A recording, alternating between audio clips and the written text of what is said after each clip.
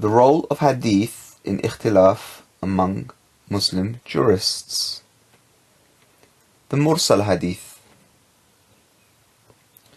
The scholars have considered it one of the kinds of da'if. I have singled it out here because of the great controversy concerning its definition and its authority, as I shall explain. In terminology, the name Mursal can be applied to 4 aspects of Hadith, one of which is agreed upon, while the scholars disagreed upon the other 3. What they agreed upon is: A. The Mursal Hadith is that which an early tabi'i reported on the authority of the Prophet by word, deed or account. B. The things, so B, C, D are the things they disagreed upon. B. That which is a report of a minor tabi'i on the authority of the Prophet. Some considered it Mursal while others considered it Munqati'. That is because minors do not have as many reports from the companions. Ibn Salah says, what is common is to treat all the tabi'in, the following generations, on one footing. And this is the opinion of the traditionists too. C. That which is missing one authority in its chain of Isnad, regardless of whether the Mursal, a person, is a companion or not. This is the opinion of some of the scholars and the choice of Khatib al-Baghdadi and Razi. D. It is when a person from any period of time says, the Prophet said. Al-Ala'i attributes this definition to the Hanafi extremists. Most of the disagreements between the scholars are concerning the authority of the Mursal of a companion, but there is also disagreement concerning the Mursal of a non-companion. Some of them use the Mursal of Muhammad ibn Hasan al-Shaybani and his likes, even though he is not one of the followers tabi'in. From the above, it is apparent that there is no disagreement among the scholars concerning the Mursal of the companions, whether they are adults or minors. The scholars say that the problem with rejecting the Mursal is the ignorance of the accuracy of the report that has been omitted from the Isnad. But, since the companion used to report on the authority of other companions, then their omission of the report does no harm, for it is agreed upon by the scholars that all the companions are accurate. Therefore, there is no point in rejecting the Mursal of a companion. And this is the opinion of the majority of the Usul scholars and the traditionists. The authority of the Mursal. The summary of the scholars' opinions on the Mursal may be given in 3 categories, which are, as Al-Ala'i has mentioned: 1. Accepting it absolutely, 2. Rejecting it absolutely, 3. Taking a middle way. I shall mention all 3 opinions and their arguments. The first, those who accept the Mursal and use it as a source of reference. These are Abu Hanifa, Imam Malik, and a report from Ahmed ibn Hanbal, and most of the Hanafis. Even these are not unanimous concerning its acceptance. A. Some accept Mursal regardless of the period, for no one ever said the Prophet said before then. This opinion is very liberal, as Al-Ala'i says that this is wrong and is rejected unanimously, and then he attributes it to the Hanafi extremists. B. Some accept the Mursals of At-Tabi'in and their followers, but those who are not famous for reporting the Mursal without authorities, their Mursal is not accepted. C. Some accept the Mursal after the 3rd century, if the Mursil, the person, is one of the Imams of transmission. All of the above have used the Mursal as references. Some of them exaggerate by making it stronger and more important than the Musnad. What is strange here is the statement of Al-Kawthari. He says Abu Hanifa and Malik and his followers have used the Mursal as reference, and so did Al-Shafi'i, Ahmed ibn Hanbal and their followers. If the Mursal is supported by another Isnad or another Mursal with the same meaning, or if some of the companions have approved it, or if the majority of the scholars favour it. If one of these 4 cases occurred, then it proves the reliability of the Mursal. It is known that the opinion of Abu Hanifa and Malik is that of unconditional acceptance, but the conditions mentioned are the conditions of Imam al-Shafi'i rather than Malik and Abu Hanifa. What Al-Kawthari has done is contradicted himself when he says that al-Shafi'i is the first one to reject the Mursal. He illustrates with the words of Abu Dawood in his letter to the people of Mecca, as well as a statement of Ibn Jarir al-Tabari. How can al-Shafi'i use the Mursal as a reference and reject it at the same time? And how can Zahid al-Kawthari attribute these conditions to Abu Hanifa and Malik when both of them have supported the unqualified acceptance of the Mursal? This obviously is a confusion. The second opinion. Those who reject it absolutely. They are those who are the majority of the traditionists, such as Bukhari, Muslim and Ibn Khuzaymah.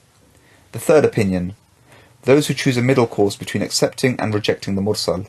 This is the opinion of Shafi'i and his followers, and he states that the Mursal is acceptable but with certain conditions. He mentions these conditions in his Risala, and in spite of their clarity there is a contradiction among those who mention them. These conditions are, as related in the Risala: 1.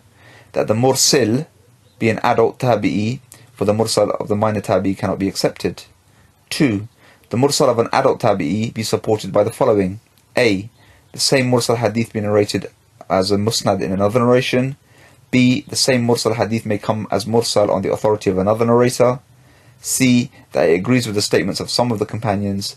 D. That the majority of the scholars decide by legal opinion upon its requirements. 3. The tabi'i must not be known to report on the authority of those who are unknown or those whose reputation is undesirable. 4. He must not disagree with the Huffaz that he reports from. Then a Shafi'i shows that the Mursal which is assisted by the above mentioned conditions does not reach the rank of Musnad. Thus Shafi'i accepts Mursal, but also with the conditions that he has set and clarified. He also considers the authority of the Mursal different from the authority of the Musnad. Having mentioned the different views of the scholars in upholding or refuting Mursal Hadith, it should be added that among the upholders, inconsistencies have frequently been found, as related by Ibn Hazm. He says, those who uphold the validity of Mursal Hadith, namely the schools of Abu Hanifa and Malik, are only too ready to reject them when it conflicts with their fiqh.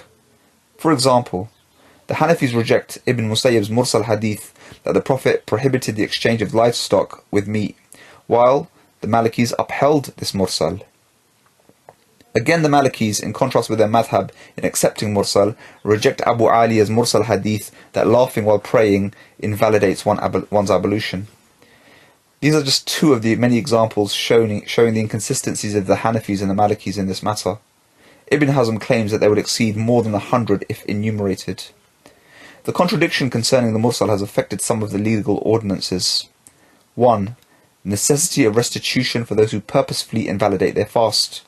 This opinion is held by the Hanafis and the Malikis, who have cited the following hadith in support of their view. It is reported by Aisha that on a certain day, both Aisha and Hafsa voluntarily observed fasting. Later in the day they were invited to a party where they invalidated their fast. On asking the Prophet about their deed, he ordered them to observe another day's fasting in exchange. Shafi'i rejects this hadith, however, on grounds of it being Mursal Hadith, and also cites another Sahih Hadith backing his view. 2.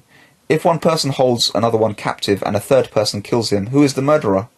Surprisingly, the Hanafis and the Shafi'is do not consider the holder captive accountable for the murder, because he did not directly commit the murder. They also cite the following hadith in support of their stand.